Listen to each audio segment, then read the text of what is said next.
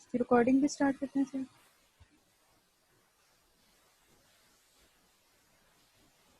Okay, page number है 169 और question number 2 है। क्वेश्चन नंबर 1 और 3 जो एमसीक्यूज और फिलिंग द ब्लैंक्स थी वो मैंने होम असाइनमेंट आपको दी थी। अगर आपने नहीं की है तो काइंडली उसे कर लेना। जो भी उसमें प्रॉब्लम आता है, मतलब ऐसा कोई एमसीक्यूज आता है जिसकी आपको स्पेसिफिक रीज़न नहीं पता चलती कि इस अगर ये इसका आंसर है तो इसके पीछे क्या रीज़न है, वो आप मुझसे नेक्स्ट लेक्चर में पूछ सकते हैं। हर मंडे को तो आपका टेस्ट है 7.5 का, और ये रिव्यू ख़त्म हो जाएगी तो आपका चैप्टर 7 कंप्लीट हो जाएगा। ठीक है, फिर इंशाल्लाह ट्यूसडे से आपका जो है नेक्स्ट न्यू चैप्टर जो कि थ्योरम्स का पोर्शन हम स्टार्ट करेंगे, चैप्टर नंबर 8 स्टार्ट करेंगे। तो आज क्वेश्चन नंबर 2 कर लेते हैं इसका, और ये चैप्टर लास्ट इसका टॉपिक है। Chapter number 7, introduction to trigonometry. Actually बाकी आपके जो सब्जेक्ट्स के लेक्चर्स जैसे इंटरनेट के कनेक्शन की वजह से मिस हो जाते हैं,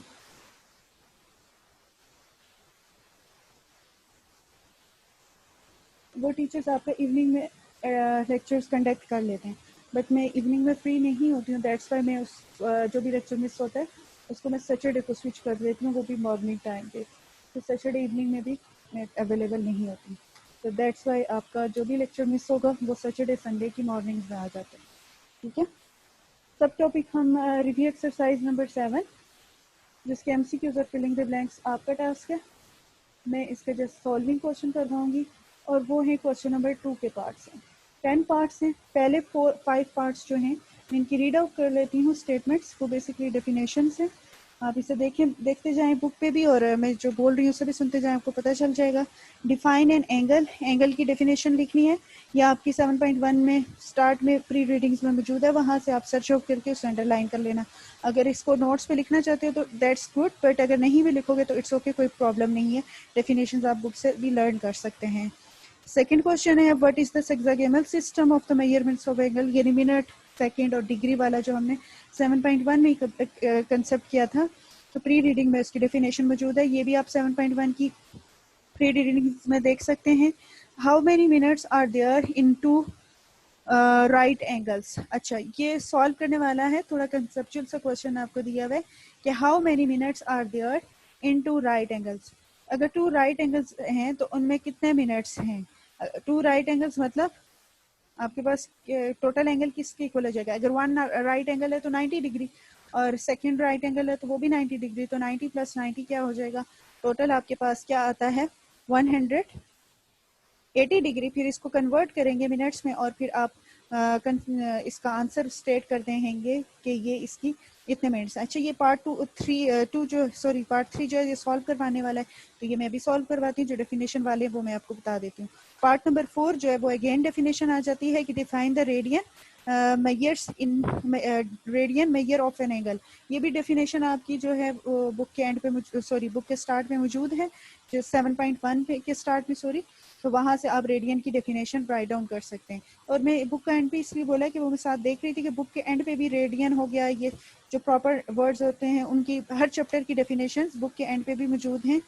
फ्रॉम पेज नंबर 264 से आपके पास हर चैप्टर की डिफरेंट टॉपिक्स की डेफिनेशन मौजूद है, तो आप बुक के एंड से भी देख सकते हैं। ठीक है, और नेक्स्ट जो क्वेश्चन है वो आपका सॉल्व करने वाला है। कन्वर्ट करना है π/4 को रेडियंस में, रेडियंस में है, डिग्री में कन्वर्ट करना है। नेक्स्ट 15 डिग्री है उसको कन्वर्ट करना है। ठीक है, नेक्स्ट 5 से लेके 10 तक आपके पास सॉल्विंग क्वेश्चन है, एंड पार्ट नंबर 3 भी इसका सॉल्विंग क्वेश्चन है कि how many minutes in two right angle triangles.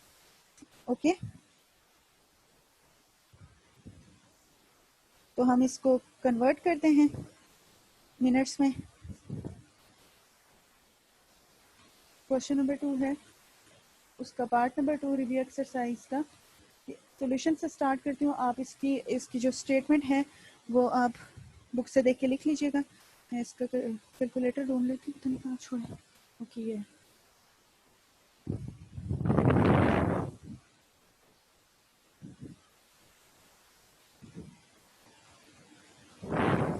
ठीक है। आपके पास पहले टोटल एंगल बता लें डिग्री में। इसका solution total angle in degree जो आपके पास गिवन थे, 2 right angles. Of course 2 right angles हैं, तो राइट ये एंगल पार्ट नंबर 3 है। सॉरी पार्ट नंबर 3, ठीक है, पार्ट नंबर 3। 2 राइट एंगल्स हैं तो आपके पास क्या होता है, राइट एंगल्स हैं 90 डिग्री प्लस 90 डिग्री, तो टोटल आपके पास पहले एंगल डिग्री में जो आ जाता है वो आ जाता है 180 डिग्री। अब इसको आपने मिनट्स बताने थे कि 2 राइट एंगल्स में कितने मिनट्स होते हैं। अच्छा, ये आपके एमसीक्यूज में भी आ सकता है, किसी और भी एंगल के रिस्पेक्ट से आ सकता है। अभी तो खैर राइट एंगल्स हैं कि how many minutes in 120 degree कह दें, पूछ लें 150 डिग्री पूछ लें। यहाँ पे आपसे पूछा है कि how many minutes in 2 right angles, तो आप इसे कन्वर्ट करें। नाउ इन मिनट्स लिख लें, बहुत इतनी बड़ी स्टेटमेंट बेशक ना लिखें, पता चल रहा है कि आप इस डिग्री को मिनट में कन्वर्ट करें। ऑफ कोर्स आपको पता है कि मिनट में जब भी कन्वर्ट करते हैं, जब डिग्री से मिनट में जाते हैं तो आप क्या करते हैं, उसको 60 से डिवाइड करते हैं। जब जब मिनट से डिग्री में जाते हैं, मिनट से डिग्री में जाते हैं, आप 60 से क्या करते हैं, डिवाइड करते हैं। जब मिनट से, ये मिनट के मैं एक बार लगा रही हूँ, और डिग्री में जाते हैं डॉट में, तो डिवाइडेड बाई 60 करते हैं। तो जब आप डिग्री से मिनट में जाते हैं, मिनट के लिए एक स्लैश लगा रही हूँ, तो उस केस में आप क्या करते हैं, मल्टीप्लाई करते हैं, जो भी वैल्यू होती है उसको 60 से मल्टीप्लाई करते हैं। तो ओब्वियसली यहाँ पे आपके पास डिग्री में, और डिग्री से आप जब मिनट में जा रहे हैं तो आप क्या करेंगे, मल्टीप्लाई कर देंगे इसको 60 के साथ। तो आप जो मल्टीप्लाई करके आंसर आ जाता है वो मैंने किया था अभी 108,000, तो ये आपका आंसर मिनट में आ गया। अच्छा, ये चीज़ आपने याद रखनी है कि आप जब मिनट से, मैं लिख भी देती हूँ, मिनट से DEG लिख देती हूँ, डिग्री में जाते हैं तो डिवाइडेड बाय 60 करते हैं। इसको बेशक फ्रैक्शन में ना लिखूँ, ऐसे लिख देती हूँ, डिवाइडेड बाय 60 करते हैं। और जब डिग्री से मिनट में जाते हैं तो मल्टीप्लाई बाय 60 डिग्री करते हैं। तो ये बात आपको याद रहेगी, तो फिर कोई भी एंगल आ जाए आप उसको इजीली कन्वर्ट कर सकते हैं डिग्री से मिनट में और मिनट से डिग्री में। Is it clear to you? Yes ma'am. ठीक है, नेक्स्ट क्वेश्चन करते हैं। नेक्स्ट क्वेश्चन है आपके पास है कन्वर्जन है, वो आप लोगों ने 7.1 के बहुत सारे क्वेश्चंस ऐसे किए थे जिसमें हम कन्वर्ट करते थे। जो इसका पार्ट नंबर 5 है, क्योंकि आपके पास जो पार्ट नंबर 4 है वो डेफिनेशन है, वो आप पीछे से देख लेंगे। मैं इसका सोल्यूशन राइट डाउन करती हूँ। आपने π/4 को रेडियन में कन्वर्ट करना है, सॉरी π/4 रेडियन के में गिवन है, तो इसको कन्वर्ट करना है इनटू डिग्री। डिग्री। तो डिग्री में कन्वर्ट करने के लिए आपको पता है क्या करते थे, 180 बाय पाई के साथ, 180 बाय पाई के साथ मल्टीप्लाई करते थे। अब आप कैंसिलेशन करें और कटिंग करेंगे तो आपके पास आ जाएगा आंसर 45 डिग्री। तो मतलब π/4 को कन्वर्ट किया आपने डिग्री में 180 बाय पाई के साथ मल्टीप्लाई करके, तो आपके पास आंसर आ गया 45 डिग्री। ठीक है, इसी तरह part, ma'am ji 180 divide by 4 किया है। 180 डिवाइडेड बाय पाई, ये π/4 है, वो जब हम डिग्री में कन्वर्ट करते हैं तो 180 बाय पाई, ये पाई है, ये इस तरह पाई, ये पाई और पाई कैंसिल हो गया। और हाँ 180 को सही आप ये पूछ रहे थे, जी बेटा 180 को यस 4 मैम। से डिवाइड किया तो 45 डिग्री आया। 45 ही आता है ना, मैं चेक कर लूँ, वैसे मैंने फास्टली गैस लगाया है, मोस्टली यही आता रहता। हाँ जी 45 ही आता है। अब जो पार्ट नंबर 6 है, पार्ट नंबर 6 आपके पास क्या है कि कन्वर्ट 15 डिग्री इनटू रेडियन में। इसकी स्टेटमेंट आप बुक से देख लेना, मैं सोल्यूशन से स्टार्ट करवा रही हूँ कि आपने 15 डिग्री को इनटू रेडियन में कन्वर्ट करना है। ठीक है, अब रेडियन में कन्वर्ट करने के लिए भी आप अपना ज़रा वो 7.1 वाला प्रोसीजर रिकॉल करें। तो आपको पता है डिग्री में, जब डिग्री से हम रेडियन में जाते हैं तो इसका रेसिप्रोकल हो जाता है, यानी पाई, अगर यहाँ 180 बाई पाई था तो यहाँ पाई बाई 180। तो अब इसकी कैंसलेशन करते हैं, 15 को 180 की कैंसलेशन करो 15 के साथ हो जाती है, तो आपके पास आ जाता है 12, यानी आंसर आपके पास आ गया π/12। तो 15 डिग्री को रेडियन में कन्वर्ट करने से आपके पास आंसर आ गया है π/12। ठीक है, ये 6 पार्ट तक है। ऑनवर्ड 7, 8 और 9 करते हैं, 10 करते हैं, ये आप नोट डाउन कर लें, तो फिर मुझे ओके बोलें, फिर नेक्स्ट। ठीक है, कर लिया मैम। कर लिया, सही है, गुड। ये जो आपके पास मैंने अभी ये वाला करवाया बना, ये एमसीक्यूज में दे सकते हैं टीचर्स थोड़ा सा कंफ्यूज करके, तो इसकी ये चीज़ नोट डाउन कर लेना, इनको बॉक्स बना देना नोट्स पे, कि आपको याद रहे कि मिनट से डिग्री और डिग्री से मिनट में जाने के लिए क्या करते थे। तो मैं रेस कर रही हूँ।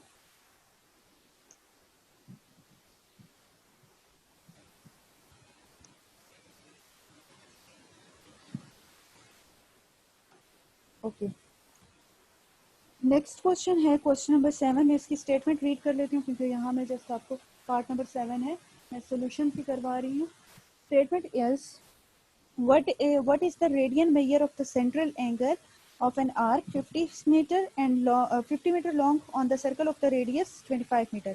अब ये आपको फॉरन स्टेटमेंट पढ़ते साथ ही रिकॉल हो चुका होगा। एक फॉर्मूला हमने पढ़ा था relation between angle, radius and arc length, जिसमें एंगल हमेशा हम रेडियन में लेते थे। तो खैर वो theta is equals to L by R वाला, लेकिन इसमें तो आपके पास फाइंड ही एंगल करना है, थीटा करना है, जबकि आपके पास आर्क लेंथ और रेडियस गिवन है। तो सोल्यूशन से पहले आप इसका गिवन डाटा लिख लें क्योंकि ये एक स्टेटमेंट टाइप क्वेश्चन है। तो इसका गिवन डाटा आपके पास है, दो चीज़ें गिवन है। एक आपके पास आर्क लेंथ गिवन है L, that is equals to 50 metre. अच्छा, यूनिट्स भी देखना, ये ना कहीं आपको चेंज भी करने पड़े। और रेडियस दोनों यूनिट्स मीटर में दिया हुआ, इसलिए नोट चेंज। और रेडियस आपके पास दिया हुआ है 25 मीटर। और टू फाइंड क्या करना है आपने, टू फाइंड आपसे करने के लिए बोला है what is the central angle means theta. अब आप फार्मूला रिकॉल करें जो आपने यूज किया था, काफी ज्यादा क्वेश्चन किए थे 7.2 में, that is theta is equals to L by R. तो खैर थीटा फाइंड करना है तो ये अरेंजमेंट वाली फॉर्म में ही है। सोल्यूशन में आप डायरेक्टली अब थीटा सॉरी एल की वैल्यू पुट करेंगे, दैट इज 50 मीटर और divided by R, that is 25 metre. Metre और मीटर कैंसिल हो गए और 25 2 50 होता है, तो आपके पास थीटा आंसर आ गया 2 रेडियन। तो ये आपके पास पार्ट नंबर 7 का आंसर है। आई थिंक तो ये भी कोई डिफिकल्ट नहीं है, आपको इजीली क्लियर हो चुका होगा। तो नेक्स्ट पार्ट करते हैं पार्ट नंबर 8। पार्ट नंबर 8 की स्टेटमेंट भी रीड करती हूँ। अगेन यही फॉर्मूला यूज होगा, लेकिन पार्ट नंबर 8 में जो गिवन डाटा है उसके अकॉर्डिंग जो आपके पास आंसर सॉरी जो एंगल गिवन है मैं रीड कर देती हूँ। Find the value of R when L is equals to 56 centimetre and theta is equals to 45। It's mean first of all you have to change theta into radian, क्योंकि आपको याद है इस फॉर्मूले में थीटा हमेशा रेडियन में यूज करते हैं। खैर पहले गिवन डाटा लिख लेते हैं कि आर्क लेंथ आपके पास गिवन है 56 centimetre and theta is equals to 45 degree. और टू फाइंड आपने क्या करना है, टू फाइंड आपने करना है what is the value of radius. ठीक है, R is equals to question mark.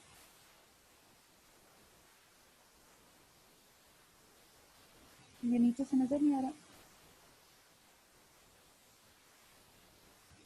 ये नहीं, ठीक है। Theta is equals to question, R is equals to question mark है इस क्वेश्चन में। तो पार्ट नंबर 8 सबसे पहले फॉर्मूला लिख लेते हैं। फॉर्मूला आपके पास था theta is equals to L by R. R find करना है तो इन टर्म्स ऑफ आर जो है वो आपके पास फॉर्मूला बन जाएगा R is equals to L by theta. तो सोल्यूशन में सबसे पहले आप क्या करेंगे, फॉर थीटा, थीटा आपके पास क्या है 45 डिग्री। तो इसको रेडियन में चेंज करने के लिए आपने 45 मल्टीप्लाई बाय 5/180 किया, तो आपके पास जो है आंसर क्या आता है। कैलकुलेटर से कर लेते हैं, पाई आपके कैलकुलेटर में भी मौजूद होता है तो डायरेक्टली कर लिया करें, मिस्टेक नहीं होगी। मल्टीप्लाई, शिफ्ट का बटन प्रेस करें और यहाँ पे EXP लिखा होता है बिल्कुल आखिरी जो आपके पास कैलकुलेटर में रो होती है, तो उसे प्रेस करेंगे तो पाई आ जाता है। और डिवाइडेड बाय 180 करेंगे तो आपके पास एग्जैक्ट आंसर आ जाएगा, दैट इज 0.785। 3 डेसिमल प्लेसेस तक आप इसकी वैल्यू लिख लें, 0.785। ठीक है, नाउ अब आपके पास थीटा आ चुका है, आर की वैल्यू फाइंड करनी है। अब आर की एल की वैल्यू तो गिवन थी, दैट इज 56 सेंटीमीटर, और इसको आपने थीटा से डिवाइड कर दिया, दैट इज 0.785। तो 56 सेंटीमीटर 56 डिवाइडेड बाय आंसर कर लें क्योंकि कैलकुलेटर में अक्सर लिखा ही होता है। तो आर आपके पास आ जाता है 71.30। ठीक है, ये आपके पास आर की वैल्यू आ गई। Okay, is it clear to everyone students. Fatma आपने अभी हमें ज्वाइन की है। खैर ये दो क्वेश्चंस तो आपको इजीली क्लियर हो चुके होंगे क्योंकि ये आपका प्रायर नॉलेज मीन्स के हमने कुछ दिन पहले ही 7.2 की थी, उसमें ये दो फार्मूलाज बहुत सारे क्वेश्चंस में यूज किए थे और आप लोगों ने टेस्ट भी मैम दिया ये था, समझ आ गई है। तो ये आपको इजीली समझ आ चुका होगा। हमने बस इसमें अभी तक जो क्वेश्चन किया है, न्यू क्वेश्चन किया, वो था पार्ट नंबर 3 था। तो आप जब लेक्चर रिकॉर्डेड है तो उस पार्ट नंबर 3 को स्टार्ट से रिसीव कर लेना क्योंकि वो न्यू कंसेप्ट है, उससे देख लेना। बाकी सारे जो पार्ट्स थे मैम वो मुझे समझ आ गई है इस एक्सरसाइज। ओके गुड, अगर समझ आ गई तो अच्छी बात है। जिसका पार्ट नंबर 1, 2 और पार्ट नंबर 4 हैं, ये डेफिनेशंस हैं, वो बुक के एंड पे भी होती हैं, और बुक के जो जितने भी एक्सरसाइजेस हैं उनकी प्री रीडिंग्स में वो सारी डेफिनेशंस मौजूद होती हैं। तो वहाँ से भी आप देख के राइट डाउन कर लो। अगर अपने नोट्स में जो नीट कॉपीज बनाते हो तो वो बहुत अच्छा होता है कि आप सारा काम नोट्स से ही लर्न कर सकते हैं। अगर नहीं राइट डाउन करें तो तब भी कोई प्रॉब्लम नहीं है, आपके सोल्यूशंस वाले क्वेश्चन मैम मस्ट मेरी आपको जो याद होंगे। नोटबुक है ना, मेरी नोटबुक जो है वो मैम रमशा के पास है। अच्छा, आपकी कोई केमिस्ट्री के भी नोटबुक का ठहरे मैं ये ऑफ कर लेती यस मैम, वो भी तो मैम बल्कि स्टार्ट करते हैं। ओके, नेक्स्ट क्वेश्चन है find the tan theta when cos theta is equals to 9/41 and the terminal side of the angle theta is in fourth quadrant। अब ये आपको याद होगा हमने जो 7.3 की थी उसके अंदर जितने भी एक्सरसाइज जितने भी क्वेश्चंस थे उनको हमने सॉल्व किया था, उसको यूज करेंगे। मींस याद होगा some people have curly brown hair वाला, याद है? साइन थीटा इक्वल होता है perpendicular by hypotenuse, cos theta equal होता है परपेंडिकुलर बेस बाय हाइपोटेन्यूज, और टेन थीटा इक्वल होता है परपेंडिकुलर बाय बेस। वो जो फार्मूलाज आपने लर्न किए थे, फार्मूला तो नहीं था, रिलेशंस थे, उनको यूज करके आपने बाकी रिमेनिंग ट्रिग्नोमेट्रिक रेशियोज भी फाइंड करनी है। वैसे यहाँ पे आपको सिर्फ पार्ट 9 में टेन थीटा फाइंड आउट करने के लिए कहा गया है। तो ऑब्वियसली जब हम परपेंडिकुलर है होगा, बेस होगा और हाइपोटेन्यूज होगा तो उसको यूज करके टेन थीटा इजीली वैल्यू निकाल सकते हैं। एंड साथ स्टेटमेंट में एक चीज गिवन है, that is terminal side of the angle theta is in fourth quadrant. जो थीटा है वो फोर्थ क्वाड्रेंट में है, तो वो आपने यूज करना है।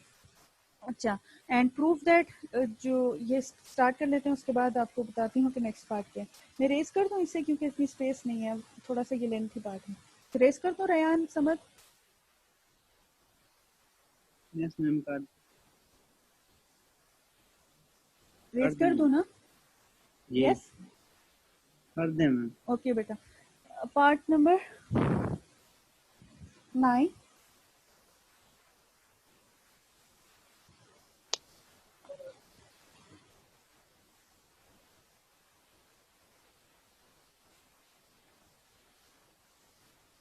क्वेश्चन नंबर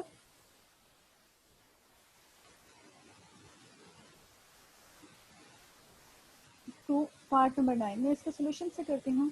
सबसे पहले तो खैर इसका गिवन डाटा राइट डाउन करें। तो गिवन डाटा आपके पास क्या है, cos theta is equals to 9/41, और आपके पास एक और वैल्यू, एक और चीज गिवन है कि terminal arm lie in fourth quadrant. तो आप बस इसे डायरेक्टली शॉर्ट स्टेटमेंट लिखेंगे कि थीटा लाई इन क्वाड्रेंट 4। अब आप जरा रिकॉल करें, क्वाड्रेंट 4 में ट्रिग्नोमेट्रिक रेशो कौन सी वाली पॉजिटिव होती है? तो आपको याद होगा मैंने एक ट्रिक बताई थी आर शाहीन ट्यूशन सेंटर की, यानी फर्स्ट लेटर से आप आइडेंटिफाई कर सकते थे कि पहले में सब पॉजिटिव होते हैं, सेकंड में साइन और उसका रेसिप्रोकल पॉजिटिव होता है, थर्ड में टेन और उसका रेसिप्रोकल, एंड फोर्थ वन में कॉस और उसका रेसिप्रोकल। तो आपको फोर्थ क्वाड्रेंट इसमें गिवन है कि थीटा लाई कर रहा है, तो आपने माइंड में रिकॉल करके फौरन से अंडरस्टैंड कर लेना है कि फोर्थ क्वाड्रेंट में जस्ट कॉस और उसका रेसिप्रोकल सेकंड पॉजिटिव होगा, बाकी तमाम ट्रिग्नोमेट्रिक रेशियोज क्या होंगी, नेगेटिव होंगी। इस स्टेटमेंट का मतलब यही होता है कि एंड पे जब आप साइन राइट डाउन करते हैं ट्रिग्नोमेट्रिक रेशियोज की, तो प्लस या माइनस इसके अकॉर्डिंग राइट डाउन करते हैं। अब आपने टू फाइंड क्या करना है, टू फाइंड आपने बेसिकली क्या, टेन थीटा की वैल्यू फाइंड आउट करनी है। हाँ, just tan theta find out करना है। Tan theta is equals to question mark. अब आप सोल्यूशन राइट डाउन करें, तो सोल्यूशन में कॉस थीटा किसके इक्वल होता है, बेस बाय हाइपोटेन्यूज के। तो बेस बाय हाइपोटेन्यूज आप यहाँ से आइडेंटिफाई करें कि बेस आपके पास गिवन है 9 और हाइपोटेन्यूज आपके पास गिवन है h इज इक्वल्स टू 41, और आपके पास गिवन है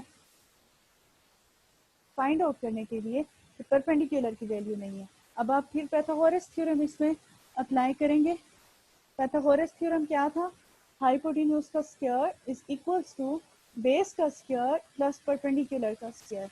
अब आपने इसमें से क्या फाइंड आउट करना है, हाँ, आपने इसमें से परपेंडिकुलर फाइंड करना है, तो बेस को साइड पे शिफ्ट कर दें, तो आपके पास रीअरेंजमेंट के बाद परपेंडिकुलर की वैल्यू आ जाएगी, परपेंडिकुलर का square is equals to hypotenuse का स्क्वायर माइनस बेस का स्क्वायर। ठीक है, अब आप इसमें स्क्वायर रूट लेके इसका स्क्वायर खत्म करेंगे, और व्हेनेवर आप जब भी स्क्वायर रूट लेते हैं तो you have to introduce plus minus sign, जो राइट हैंड साइड पे वैल्यू होती है उसके साथ। तो plus minus square root H square minus B square. अब आपके पास h मीन्स हाइपोटेन्यूज की वैल्यू आपके पास गिवन है 41 का स्क्वायर और b की वैल्यू आपके पास गिवन है 9 का स्क्वायर, बेस का मतलब। अब आप इसे कैलकुलेटर में डायरेक्ट लिख लें स्क्वायर रूट के अंडर ही, तो ये आपकी कंप्लीट वैल्यू सॉल्व कर लेगा। 41 का स्क्वायर माइनस 9 का स्क्वायर, तो आपके पास आंसर आ जाता है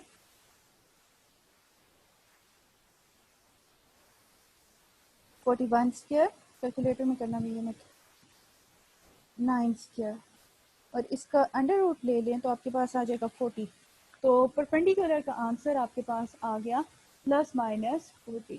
आपने जस्ट tan फाइंड करना था फॉर tan थीटा किसके इक्वल होता है थ्रू प्रॉपर ब्रशेस यानी परपेंडिकुलर बाय बेस। तो अब सबसे पहले आप फॉर करने के साथ साथ ये भी लिखेंगे tan थीटा की वैल्यू फाइंड आउट करने के साथ साथ कि theta is in fourth quadrant.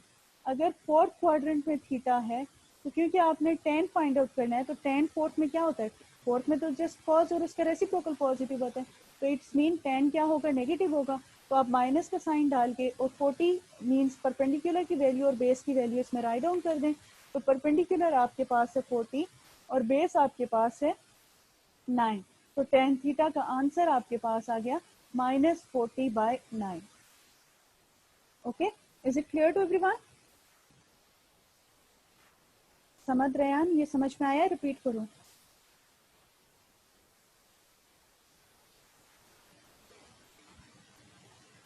Repeat करूं या आ गया मैम, आ गया, समझ आ गया। ओके ठीक है, इसे नोट डाउन करें। फिर इस क्वेश्चन का लास्ट पार्ट करते हैं और filling the blanks and to choose the correct आप लोगों ने कब करना है। अगर नहीं किया तो वीकेंड पे कर लो।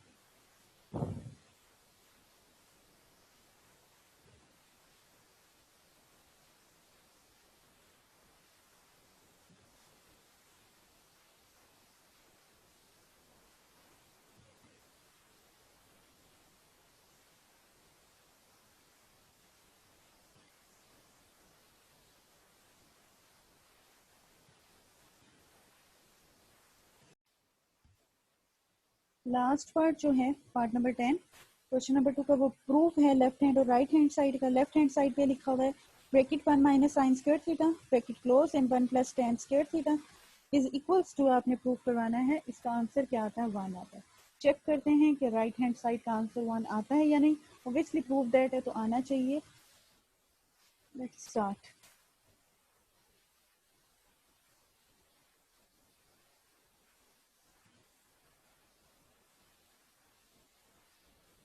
क्वेश्चन नंबर 2 पार्ट नंबर 10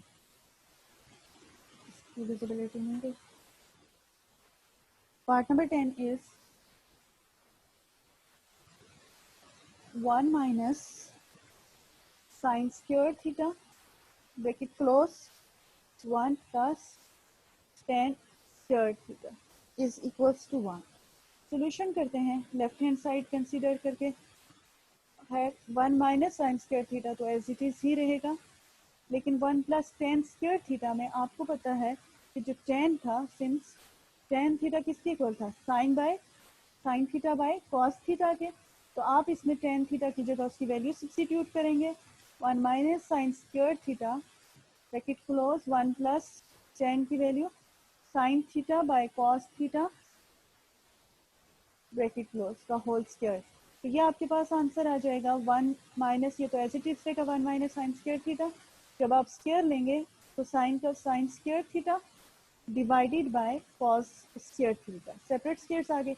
अब जाहिर है ये फ्रैक्शन में है तो ये एलसीएम आएगा इसका इसके साथ, तो ये आ जाएगा 1 minus sine square theta into cos square theta, 1 के साथ यही हो जाएगा plus 1 minus sine square theta. अब यहाँ पे आपके पास दो वैल्यूज आ रही हैं, मतलब एक तो आपने लर्न किया था कि sign square theta plus cos square theta जो है दैट इज इक्वल्स टू 1, और एक आप अब इसी से आपने जनरेट करना है कि साइन स्क्वायर अगर इधर प्लस हो रहा है राइट पे शिफ्ट करेंगे तो वो माइनस हो जाएगा, तो कॉस स्क्वायर थीटा का आंसर आ जाता है 1 माइनस साइन स्क्वायर थीटा।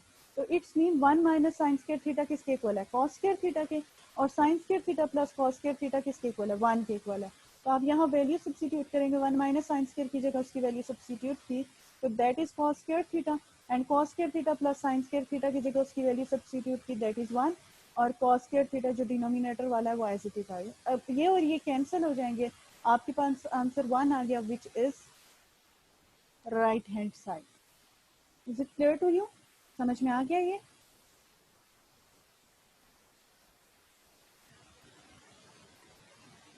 समझ रहे, क्लियर हुआ ये? रिपीट करूं या इट्स ओके? समझ आ गया।